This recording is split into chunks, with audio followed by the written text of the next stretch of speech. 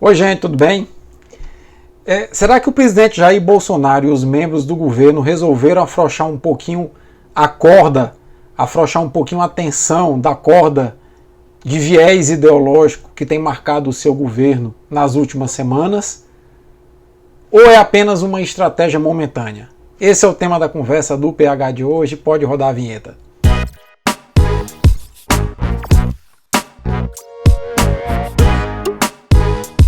Eu queria até mandar um recado para a senhora querida Angela Merkel, que suspendeu 80 milhões de dólares para a Amazônia. Pega essa grana e refloreste a Alemanha. Okay? Lá está precisando muito mais do que aqui. Não vai comprar mais a Amazônia, vai deixar de comprar a prestação Amazônia. Pode fazer bom uso dessa grana. No Brasil não precisa disso. A Noruega não é aquela que mata a baleia no polo, lá em cima, no Polo Norte, não? Que explora petróleo também lá? Não tem nada a dar exemplo lá. Pega a grana e ajude a Angela Merkel a reflorestar a Alemanha. Pois é, pessoal, vendo essas declarações aí do início do ano, nada amistosas do presidente Jair Bolsonaro, e tem tantas outras que se nós fôssemos colocar, daria um vídeo só de declarações bombásticas do presidente e dos seus ministros. Vendo essas declarações e as atuais, principalmente da última semana, a gente observa uma mudança no tom do discurso do presidente e dos seus ministros, alguns inclusive se resguardando mais. O próprio filho vereador do presidente Carlos Bolsonaro apagou as suas redes sociais para se afastar um pouco dos holofotes da mídia, e me parece que a estratégia agora é amenizar um pouco o discurso. O presidente inclusive determinou que o ministro Ricardo Salles estivesse presente na sede do INPE para a divulgação dos dados das queimadas, e o governo meio que muda o tom em relação àquilo que ocorreu em agosto, quando o governo tentou execrar publicamente o INPE e a figura do seu diretor-presidente, o professor Ricardo Galvão, e agora se percebe que o professor Ricardo estava completamente coberto de razão e o governo inclusive adota um outro discurso. Mas eu quero destacar essa frase que eu vou colocar agora aqui no vídeo, do ministro Ricardo Salles, dizendo que vai cobrar recursos, vai cobrar o dinheiro, né, dos países que prometeram ajuda para a Amazônia. Então vê como a coisa muda. Lá atrás o presidente ataca os países que contribuíam e que contribuem para o Fundo da Amazônia, e agora o ministro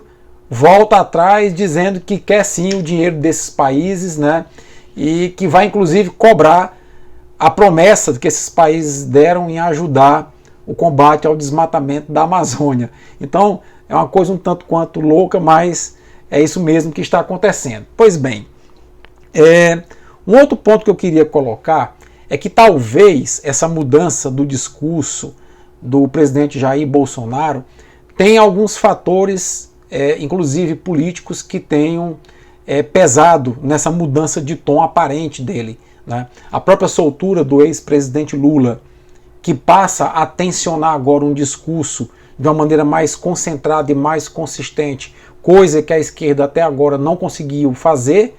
Então, esse vácuo de oposição, o Lula chega e já ocupa de imediato.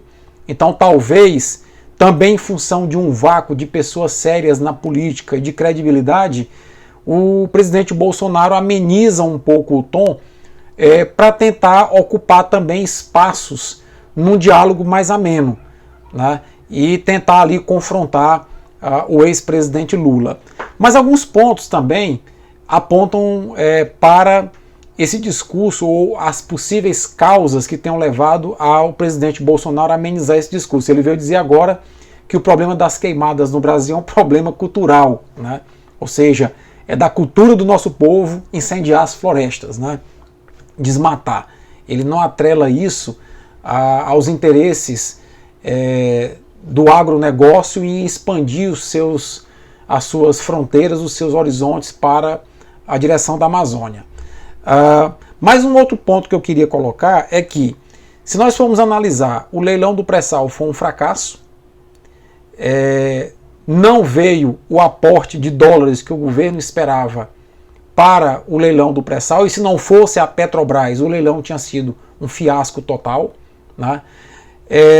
E aí, por que esses dólares não vieram? Além de o mundo estar pensando em mudar a sua matriz energética, a própria Volkswagen já declarou que em 2025 fabricará o último motor a combustão.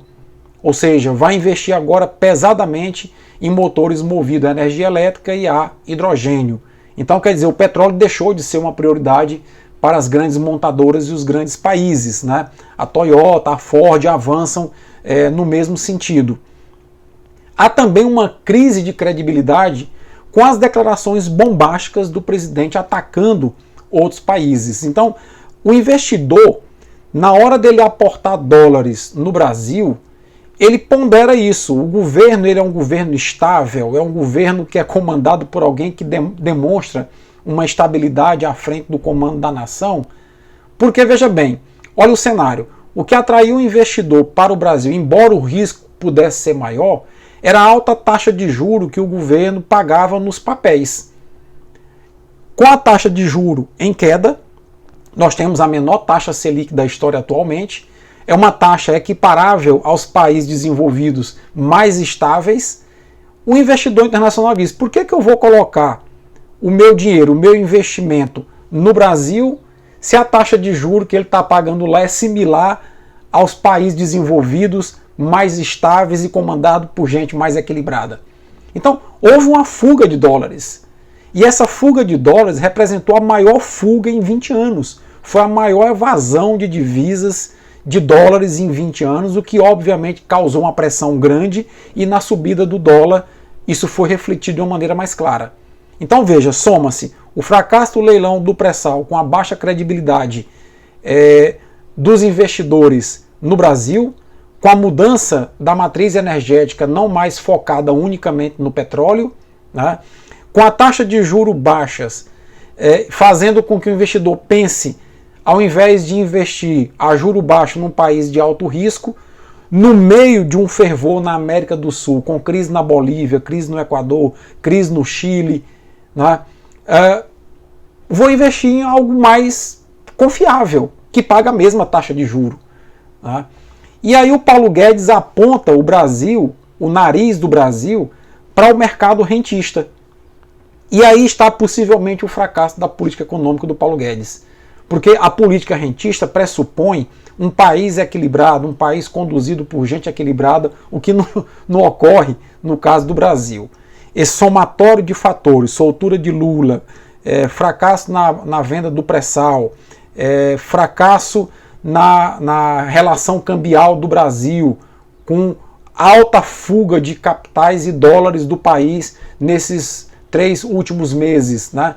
Isso está fazendo com que o presidente comece a refrear um pouco o seu diálogo, porque esse diálogo bombástico dele, esse homem que é nitroglicerina pura, diariamente dando entrevista ali na porta do palácio, tem realmente causado muitos problemas e muitos prejuízos financeiros ao Brasil. Lembro ainda que nessa salada de ingredientes bastante explosivos, coloca-se aí um outro ponto muito importante, que é exatamente o vácuo que existe de uma liderança que consiga reunir a maioria do eleitorado brasileiro em cima ou junto a um projeto de condução de nação mais sustentável, mais equilibrada do ponto de vista político. E aí o ingrediente final, a pitada final dessa história, é que agora os deputados e senadores estão se rebelando contra o governo. Porque o governo, para aprovar a reforma da Previdência, que foi o grande pacote do Paulo Guedes, prometeu liberar 2 bilhões de reais em emendas parlamentares e até agora não liberou um único centavo. Então, hoje, o Rodrigo Maia já disse que há muitos deputados insatisfeitos e vai ter dificuldade de aprovar novas propostas no Congresso, até o governo pagar a conta que deve. Isso mesmo, a velha política do toma lá, dá cá, se implantando na nova política que o governo diz querer implementar. Esse é o Brasil com as suas peculiaridades, né? E aí eu copio até uma frase, parafraseando uma frase muito comum na Bahia. Se tem algo esquisito acontecendo no mundo, o Brasil já tem algum precedente nisso. O presidente está focado muito em construir um partido político para chamar de seu, manter uma base de sustentação para que ele mantenha-se a si e aos seus nos postos políticos que ocupam, e o país que se ferre. É muito importante, portanto, que a gente tenha a percepção de todas essas variantes e o que isso pode repercutir em nossas vidas presentes e nossas vidas futuras. Forte abraço a todos e até a próxima.